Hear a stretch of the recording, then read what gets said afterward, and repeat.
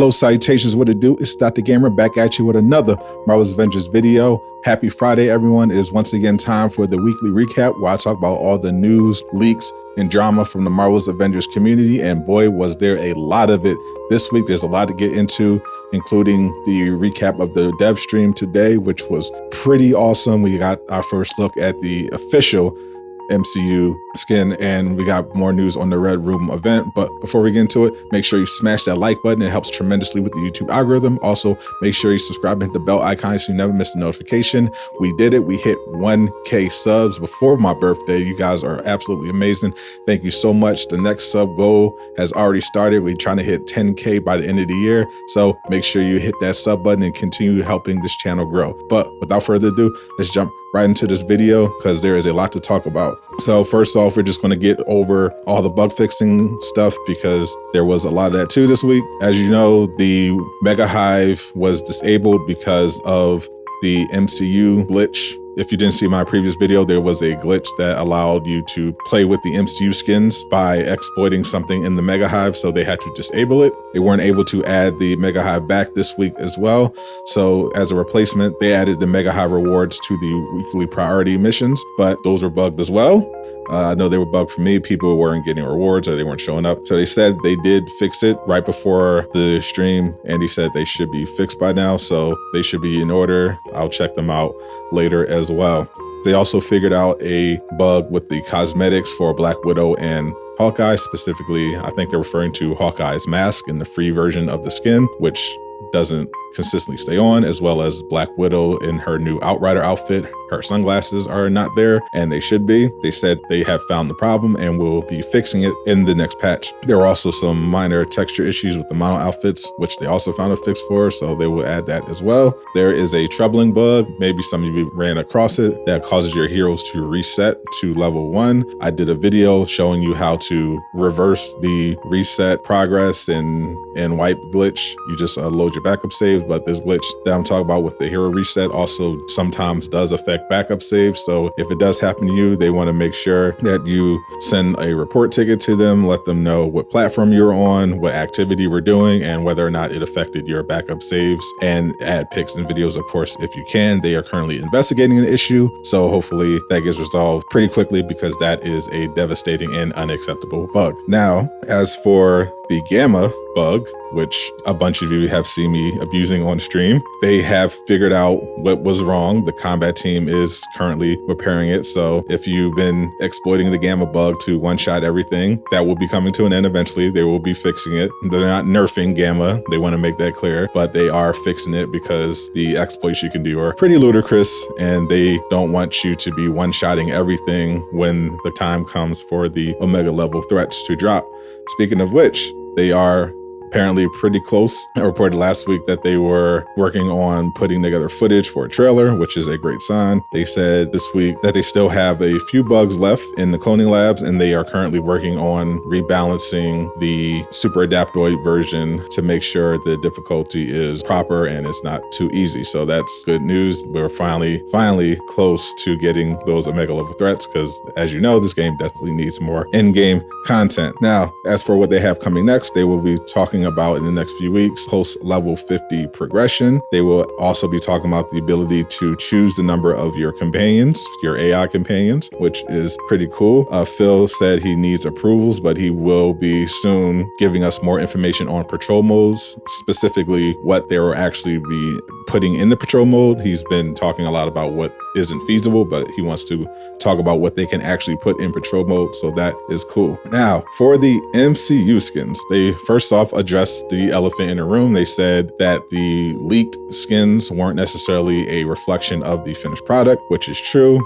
We'll have to see just how true that ends up being, as you'll see in a minute. Now, they revealed the date. The Red Room Takeover event will be 2 parts. Part 1 starts next week, May 6th. The first day you get access to an MCU skin. skin. And the MCU skin that you will get first is, of course, Black Widow. I predicted this. It made the most sense because this is a Black Widow themed event. So it is naturally her that would get the first MCU skin. And they will also be introducing a new set. As you know, they've been throwing out outfit sets. They started off the aerospace and then they followed it up with the monatomics. And the next one will be the Red Room outfit set. Black Widow's first one is called Blood Moon. They showed that off and it looks pretty cool. But the actual MCU version they went with is the Endgame Widow, which does look awesome. But the only downside is that unfortunately that was one of the suits that was leaked. People thought that it looked very cool, but they were wondering whether or not they would change the hair because, as you know, Endgame Widow has the ponytail, but the finished version of the Endgame Widow suit that they showed does not, in fact, have the ponytail. It's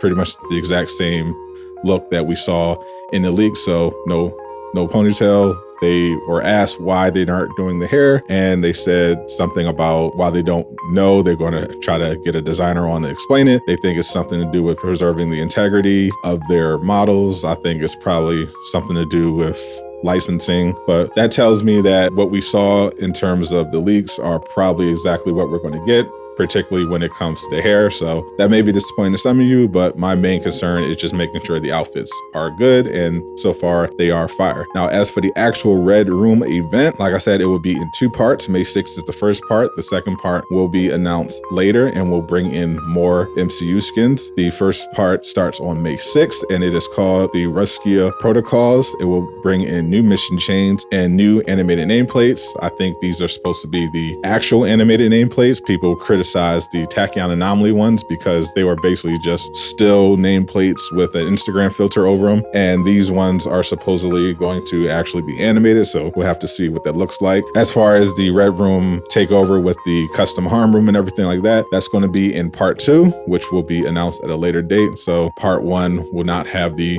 cool Red Room looking harm room, but it will have new mission chains and of course the Black Widow skin. As for the rest of the updates, that was pretty much it. They did say that Spider-Man is still being worked on, but they obviously can't talk about him because, you know, they're still working on it. They're not ready to announce it yet. However, I would expect an announcement of some kind in June because E3 is going to be June 12th, I believe. So I'm definitely expecting Square Enix to present something, whether it's Spider-Man, Black Panther, I'm not sure, but it will probably be something. Now, to get into the community news, they hired Marvel Heroes dev Brian Wagner to come on and build new systems and features. And a lot of people were really excited about that, particularly people that used to play Marvel's Heroes. They were big fans of Marvel Heroes, and we saw a lot of people comparing this game to Marvel Heroes early on, wishing that they adopted some of the Marvel Heroes features. Well, apparently Square Enix was listening because they brought over one of the devs from Marvel Heroes. He sounds like he's excited. He said that they've been really cool and receptive to his feedback about how to improve the game. So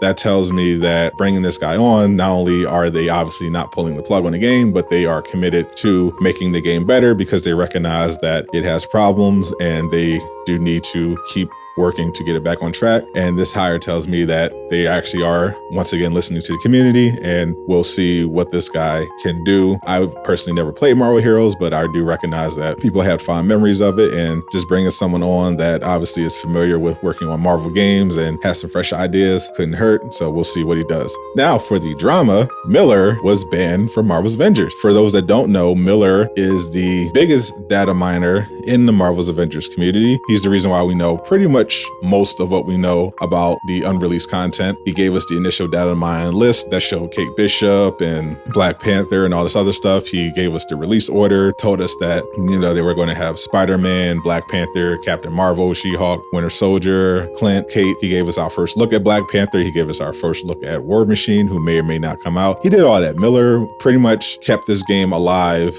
particularly online, while it was going through its worst patch. In the first few months after all the launch problems and the radio silence, it was Miller leaks and commentary that was really keeping people hype about the community. He essentially gave us a roadmap before there was an actual roadmap. Well, Square Enix responded by banning him temporarily from the game. Now, the reason why he was banned, was it because of the data mining? No, but probably. So he was live streaming and he was showing people how to do the exploit with the Mega Hive that lets you see the MCU skins. And midstream, he got banned, and they didn't announce that he got banned. He didn't even get an email that he had gotten banned until 5 days later, but he did speculate that he'd been banned, and he even made a video pleading with somebody to tell him exactly what was going on because it had been 5 days and he hadn't heard anything. So he's officially been banned. It seems to have been because he was showing people the glitch, but that's tricky because technically what he did wasn't a violation of the rules. He was not using third-party tools. He was not releasing assets. He was just using a glitch that was put into the game. So technically not a violation or ban worthy, but because of his previous infractions, I'm guessing this was sort of a like, okay, we didn't get you for the other stuff you did that was definitely ban worthy, but we're going to get you for this one. Fortunately, it's not a permanent ban. The ban is only for 10 days, so Miller will still be able to play Marvel's Avengers, but in the meantime, he is not able to play the game, but he is still talking about it. And to his credit, he is not complaining about the ban. He thinks he does deserve it because of his, history of data mining, even though he's been going away from that, but he does acknowledge that they definitely do have him for that, and they were probably just giving him a warning shot because of his history, and then on top of that, showing this glitch that was revealing MCU skins. It sounds like Square Enix just panicked and just said, shut it down, shut it all down. So that's all. That was all the news. That was all the drama. There weren't any new leaks, and that is the recap of the dev stream. Thank you once again for tuning in and for helping me hit my sub goal of 1K. It's ridiculous that I started with 17 subs a month ago and now I'm over 1K. You've been absolutely amazing. Once again, hit that like button if you haven't already. It helps out a ton. And if you want to support the channel, I have merch. It will be the top link in the description. I'm Sadat the Gamer, signing off.